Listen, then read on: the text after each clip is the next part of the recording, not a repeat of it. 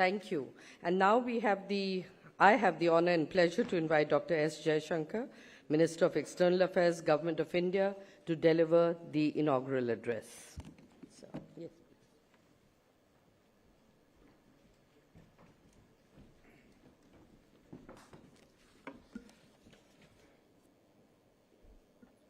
Thank you.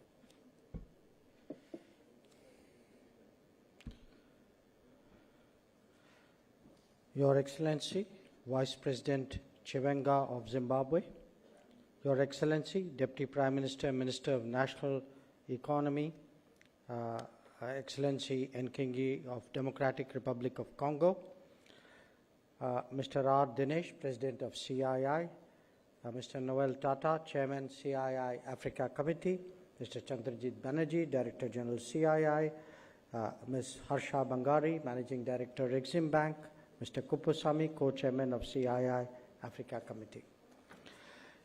Corporate leaders, distinguished guests, I'm delighted to address the special plenary of the 18th CII EXIM Bank Conclaves on India-Africa Growth Partnership. This year's emphasis has shifted from project partnership to growth partnership, very much in keeping with the spirit of the theme, Creating Shared Futures.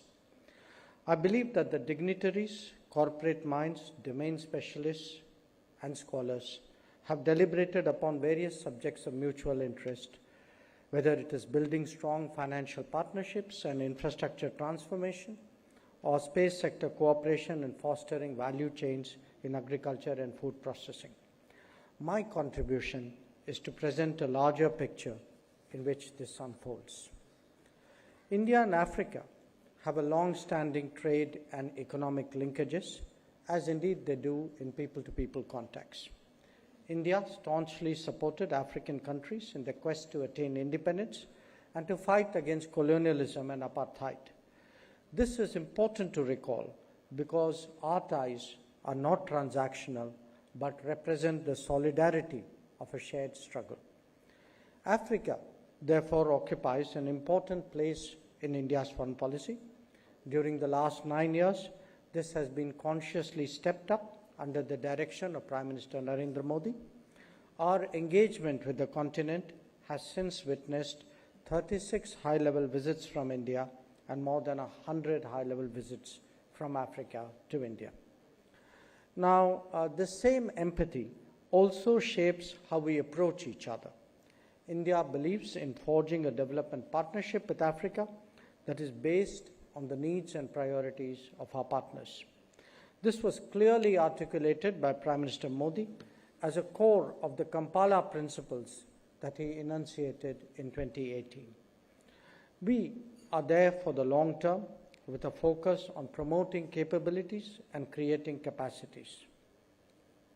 For India, and it's important that our African partners appreciate this, for India, the rise of Africa is key to global rebalancing. Now, being a trusted partner of Africa in its journey of socio-economic development, India has extended concessional loans of over 12.37 billion. In that framework, we have completed 197 projects, 65 more are currently under execution, and 81 are at the pre-execution stage. Since 2015, India has also extended substantial grant assistance. Our projects range from drinking water schemes, irrigation, rural solar electrification, power plants and transmission lines, to cement, sugar and textile factories, technology parks, and railway infrastructure. They have generated local employment even as they change the lives of many people in Africa. During the pandemic, India continued unabated its engagement with Africa. In fact, the 15th and 16th editions of the CII EXIM Bank Conclave were actually held, though they were held virtually. To support our friends in Africa, India provided medical support to 32 countries. Since January 2021 till March 2023, we supplied made-in-India COVID vaccines to 42 countries of the continent. This was in line with our Prime Minister's vision of One Earth, One Health. and our civilizational belief in Vasudhaiva Kutumbakam. We are now encouraging Indian pharma manufacturers and vaccine manufacturers to explore joint manufacturing facilities in the African countries. Equally important, we have battled in the WTO along with our African partners for enhancing the accessibility and affordability of vaccines. As we today move towards a knowledge economy, the importance of human resources needs to be appreciated. India is committed to enhance capacity building and skill development among African youth. We have delivered 42,000 scholarships since the IFS 3 summit in 2015. It is a matter of pride for us that several high-ranking leaders, ministers, and officials from Africa have studied in Indian universities. Apart from these, a number of students and officials from Africa have also trained under the iTech program. In a more technology-friendly world, our attention has now shifted to providing high-quality virtual education and medical services. The e-Vidya Bharati and e-Arogya Bharati network was launched in 2019 for tele-education and telemedicine. Under this initiative, over 14,000 youth from 22 African countries have enrolled for various degrees and diploma courses. India has also partnered African countries in promoting digital transformation through setting up IT centers, science and technology parks, and entrepreneur development centers. Where the digital domain is concerned, India's emphasis on trust and transparency makes it a natural partner for Africa. As we look ahead, our development partnership focuses strongly on digital, on green, on health, on food, and on water. These, we believe, are the pressing priorities of Africa today. And in each case, India's recent experiences are worth sharing. Our digital delivery of public goods has had a transformational impact on Indian society, taking the message of inclusiveness to the last mile. Our deployment of green technologies has similarly penetrated from the biggest industry to the last individual. Our COVID response, pharmaceutical production, and People's Pharmacy Initiative, Jan Aushadhi Initiative, have all been of deep interest in Africa. Similarly, the quest for water and food security sees us as shared and committed partners. On the trade and economic front, India's bilateral trade with Africa has reached $98 billion in 2022-23, compared to $89.6 billion a previous year. I'm confident that our bilateral trade will soon cross the $100 billion mark.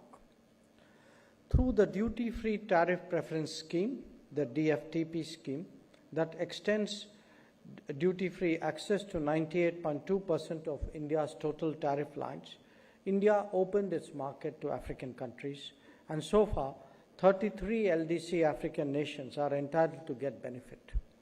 I hope that the African Continental Free Trade Area Agreement, which has commenced in 2021, will be helpful for Indian companies to enhance their business footprint in Africa.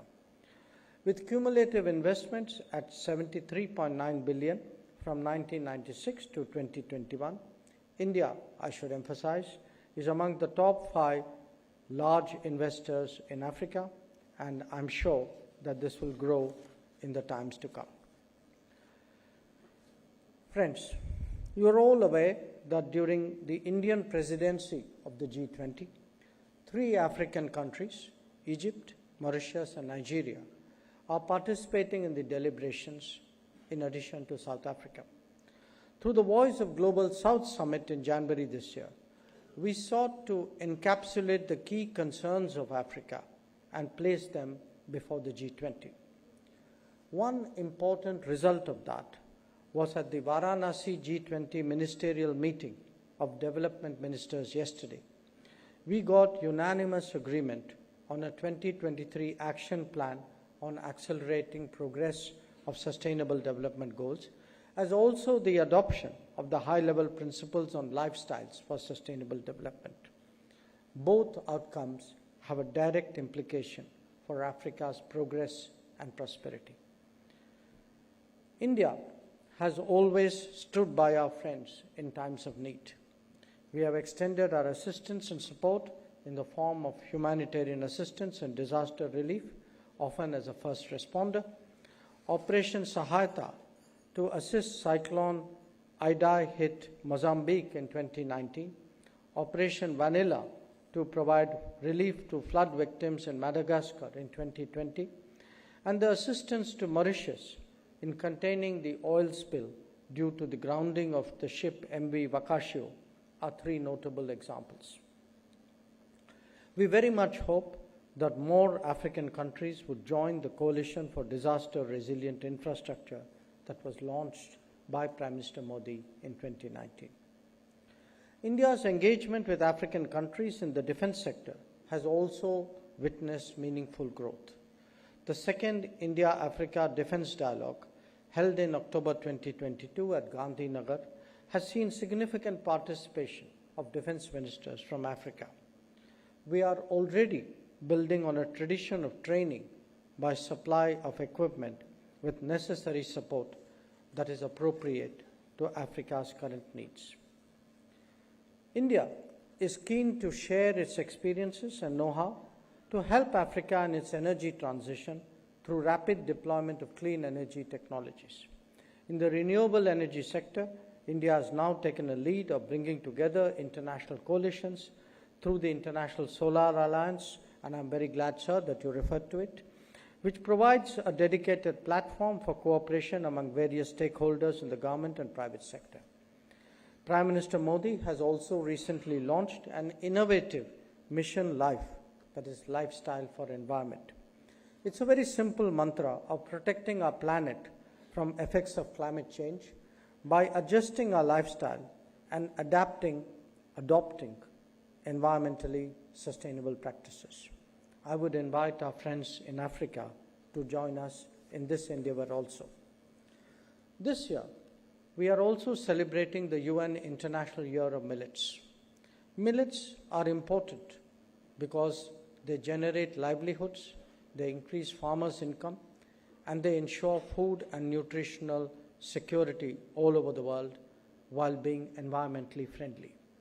I would encourage our partner countries in Africa to promote the cultivation and consumption of millets on a larger scale, and would like to underline that India would be prepared to work with them in this regard. This is as much a traditional food grain for Africa as it is for India. Let me also take this occasion to express my gratitude and appreciation to the governments of Egypt, South Sudan, and Chad, among other friendly countries, for extending the full support to us in the evacuation of more than 4,000 Indian community members from Sudan. Friends, in the last few weeks, I've had the occasion to visit Uganda, Mozambique, South Africa, and Namibia. I expect to visit Tanzania very soon and many other African partners after that. In these visits, I rode a made-in-India suburban train and went to a pharma production center in Mozambique. I inaugurated a forensic university in Uganda and witnessed the impact of the Param supercomputer at an IT center of excellence that we also formally inaugurated in Namibia. And you all heard from our two distinguished African leaders of other examples where India has partnered with Africa to transform lives. To me, these are but a few possibilities that our friendship offers. And I sincerely hope that your deliberations can make that as expansive and as ambitious as possible. Thank you very much for your attention.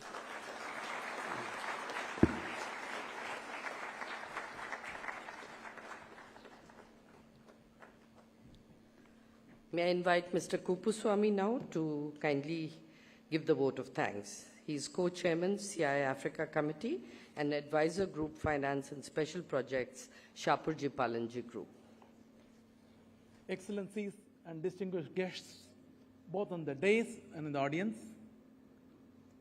Over the years, it has been established that there can be no better forum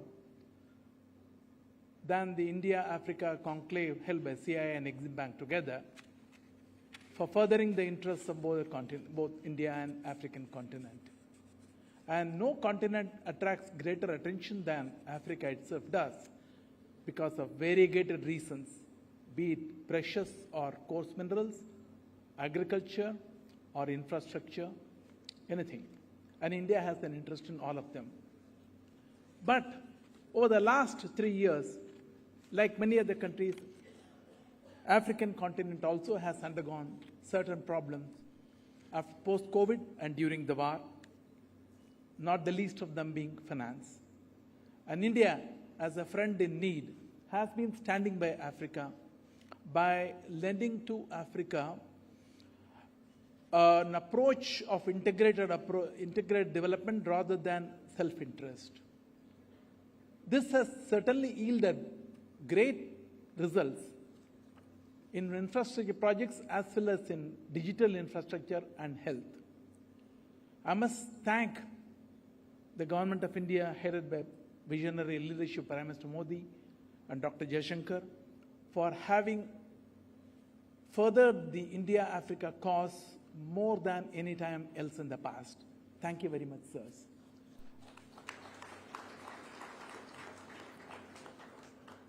Relationship is not a one-way course, one-way street. As His Honorable Minister for External Affairs mentioned, African countries have stood by us for evacuation of people from troubled regions and all. And India has been welcoming good thoughts from everywhere. As a famous sloka says, Ano Bhadraha,